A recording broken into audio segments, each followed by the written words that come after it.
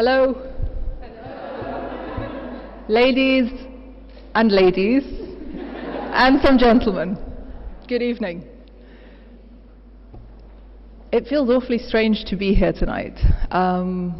Usually when I think of Follow the Women, I look for my cycling shorts, a t-shirt and a pair of trainers. That's where instinct usually takes me. Sense this evening took me to a pair of heels and a little black dress. But either way, I'm really thrilled to be here with you tonight. I'm really looking forward to just meeting with some of you, talking with some of you, and just listening to your experiences over the past couple of days. A very warm Syrian welcome to each and every one of you who've made the trip to this part of the world. 223 remarkable women, 25 countries, 5 continents. By the time you ladies go home, you would have cycled over 350 kilometers. Wow. I think, yes, the instinct is for everyone to give themselves an applause. So I will start by saying just well done.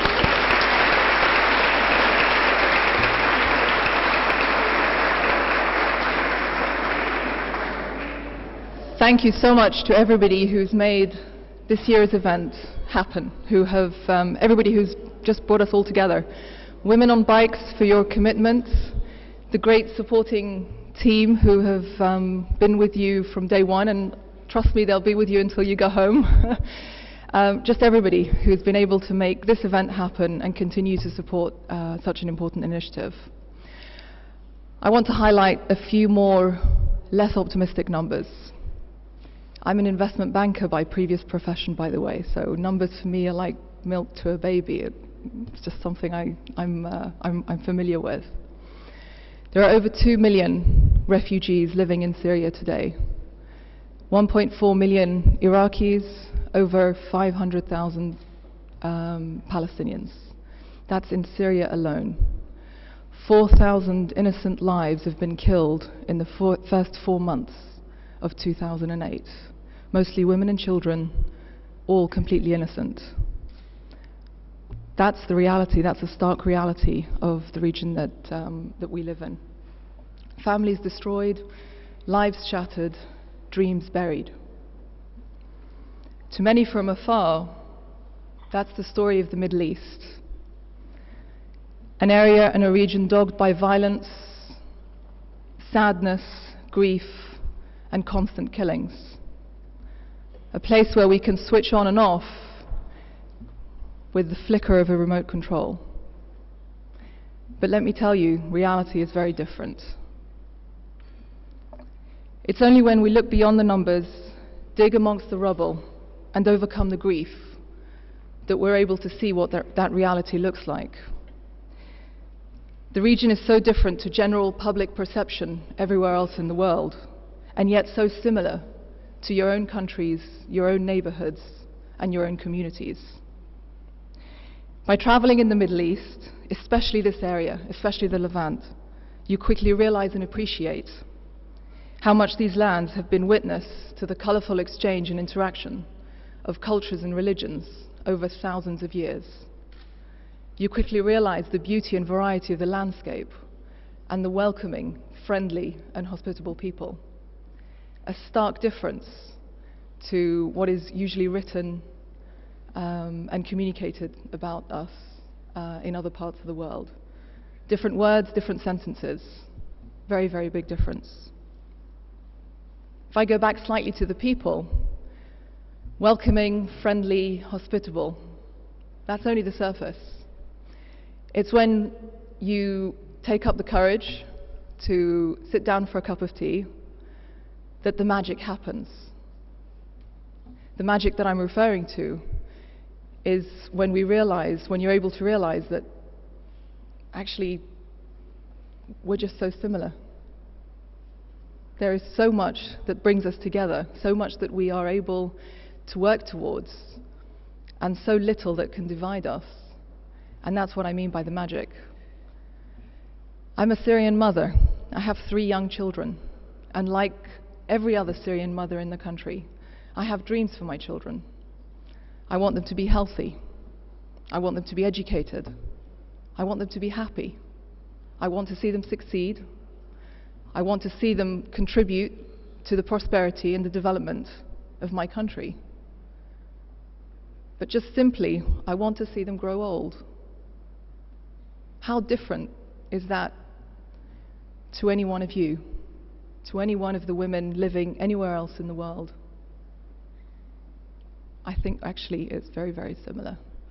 And as I said, that's not just my perception, that's not just my dreams for my own children, it's actually the dreams of over 8 million Syrian mothers for the majority of the Syrian population. If we go just beyond the Syrian borders, you'll find that that's the dream of mothers everywhere in the region. So just to remind you, or just to emphasize the fact that, again, that's the reality of the Middle East.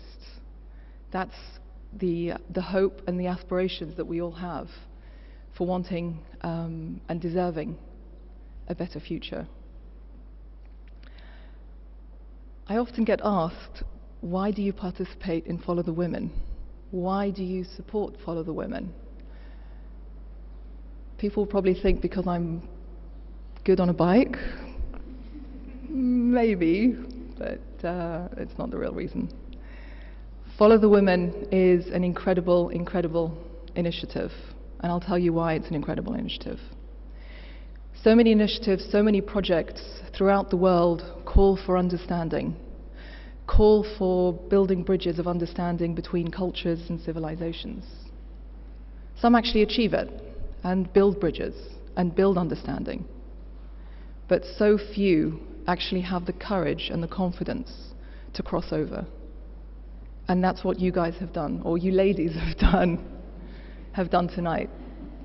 You've not just built the bridges, you've actually taken the journey over. You've crossed over and wanted to see for yourself what the region is about, what the people are about, and just simply how we live and what we do on a day-to-day basis. I know you've met with some incredible women this evening, or this afternoon on your journeys. Just a very small representation of women that you'll find anywhere else, anywhere in the country, and definitely anywhere else in the region. So, well done to Follow the Women. It really is, for me, a very, very special initiative, an initiative that not just calls for action, but actually works towards it. That's the point that I'd like to end on tonight.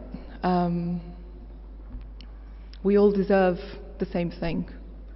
We should all be able to live in peace, stability, and with our dignities. Doesn't matter what color we are, what religion we believe in, or what region of the world we live in. It's a simple, basic human right. So when you go home, go back to your families, go back to your lives, your jobs, your communities, please carry that message forward, because that's the message that we carry and we would like to deliver from Syria. So I don't want to spend any more time talking up here. I'd rather spend more of the time talking with you ladies directly. Anyway, thank you so much for coming.